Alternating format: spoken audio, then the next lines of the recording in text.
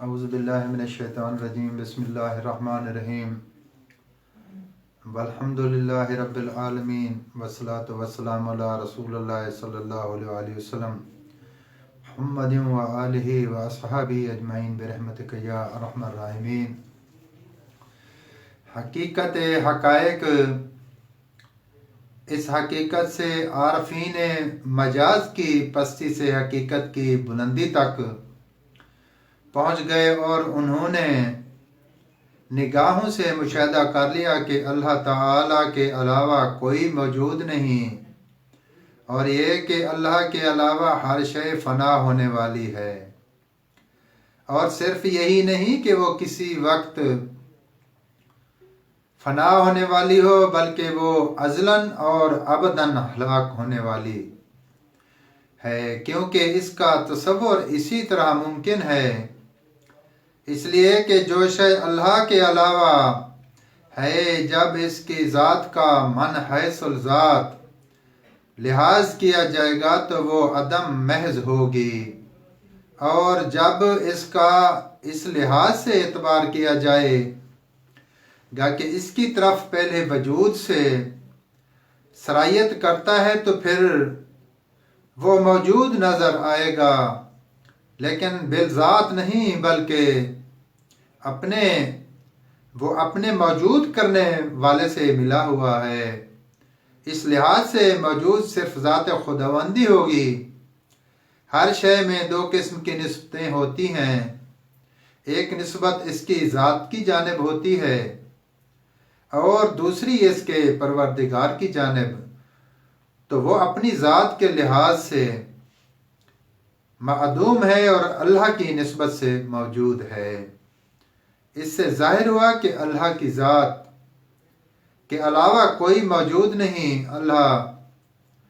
کے علاوہ ہر شے ازل و ابد میں ہلاک ہونے والی ہے۔ عارفین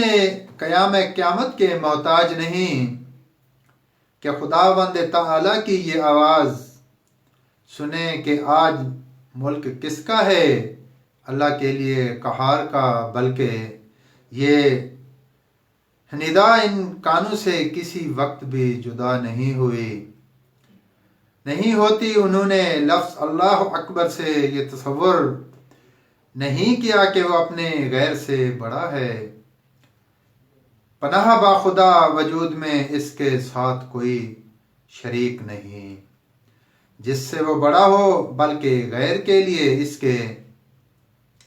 ساتھ ہونے کا کوئی رتبہ نہیں، غیر کوئی اس کے تابع رہنے کا رتبہ حاصل ہے، بلکہ غیر کو وجود میں اسی باعث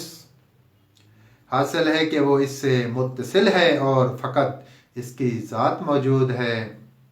اور یہ محال ہے کہ وہ اس وجہ سے بڑا ہو، بلکہ اس کا مطلب یہ ہے کہ وہ اس سے بھی بڑا ہے کہ اسے نسبتاً اور قیاساً بھی بڑا کہا جائے، اور اس سے بھی بڑا ہے کہ اس کا غیر اس کی کبریائی کی ماہیت کر سکے، خواہ وہ نبی ہو یا فرشتہ، بلکہ خدا کی ماہیت کو اس کے علاوہ کوئی پہچانتا ہی نہیں، کیونکہ ہر پہچانی ہوئی شے عارف کے سلطان و غلبہ میں داخل ہوتی ہے، اور یہ بات اس کے جلال و کبریا کے منافی ہے۔ ہم نے اس کی تحقیق کتاب المقصد الاسنا فی الاسماء الحسنی میں کی ہے۔ عارفان خدا حقیقت پر پہنچنے کے بعد اس پر متفق ہیں کہ انہوں نے وجود میں سوائے ایک کے ذات کے کوئی نہیں دیکھا۔ ان میں سے بعض تو ایسے ہیں کہ اس پر ان کی یہ حالت عرفانی اور علمی ہوتی ہے، اور بعض کی یہ حالت ذوقی یا روحانی ہوتی ہے۔ ان سے کثرت بالکل جاتی رہتی ہے، وہ محض فردانیت میں غرق ہوتے ہیں، ان کی عقلیں جاتی رہتی ہیں اور مبہوت ہو جاتے ہیں، ان میں غیر اللہ کے ذکر کی گنجائش نہیں رہتی، حتیٰ کہ اپنے ذکر کی بھی ان کے نزدیک اللہ کے علاوہ اور کوئی باقی نہیں رہتا۔ ان پر اتنا نشہ چھا جاتا ہے کہ ان کی عقلیں جواب دے جاتی ہیں، حتیٰ کہ بعض نے ان الحق میں خدا میں ہوں بھی کہہ دیا، اور ایک نے کہا سبحانی میں اعظم شانی، میں پاک ہوں، میری کیا ہی شان ہے۔ ایک نے کہا ما فی الجبۃ الا اللہ، میرے جبہ میں اللہ کے علاوہ کچھ نہیں۔ اشاک جب سکر کی حالت میں کلام کرتے ہیں تو اس پر سکوت اختیار کیا جاتا ہے، اسے نقل نہیں کیا جاتا، اور جب عقل پر قابو پاتے ہیں جو زمین میں خدا کی ترازو ہے تو سمجھ لیتے ہیں کہ یہ حقیقت اتحاد نہ تھی بلکہ اتحاد کے مشابہ تھی۔